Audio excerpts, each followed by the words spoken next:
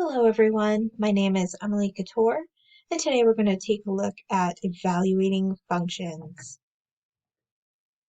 The equation we're going to work with today is the f of x equals -5 times x squared plus 2x minus 1. And first we're going to find the f of -3. So first we're going to plug the -3 into our equation, so we get the f of -3 equals -5 times -3 squared plus 2 times -3 minus 1. So first we're going to square our -3. So -3 times -3 is +9. So that's -5 times 9 minus 6 minus 1. -5 times 9 is -45.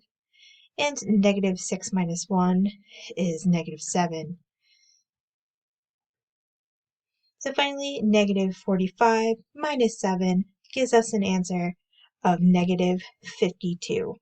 The f of -3 equals -52.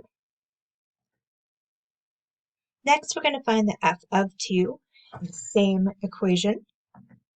So we're going to plug that in. The f of 2 equals -5 times the square root of 2 is 4. Plus 2 times 2 minus 1.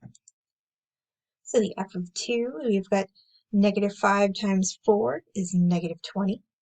Plus 2 times 2 is 4 minus 1, which brings us to -20 plus 3. And our answer is the f of 2 is -17. Finally, we're going to find the f of -a. So we're going to plug in our -a. So the f of -a equals -5 times -a squared plus 2 times -a minus 1. So -a squared, so -a times -a is +a squared. So -5 times a squared is -5a squared. 2 times -a is -2a, so that's minus 2a down here, minus 1. And since we do not have any more like terms, that is our answer. The f of -a equals -5a squared minus 2a minus 1. Thank you for joining me today, and I hope you learned a little something about evaluating functions. Have a great day.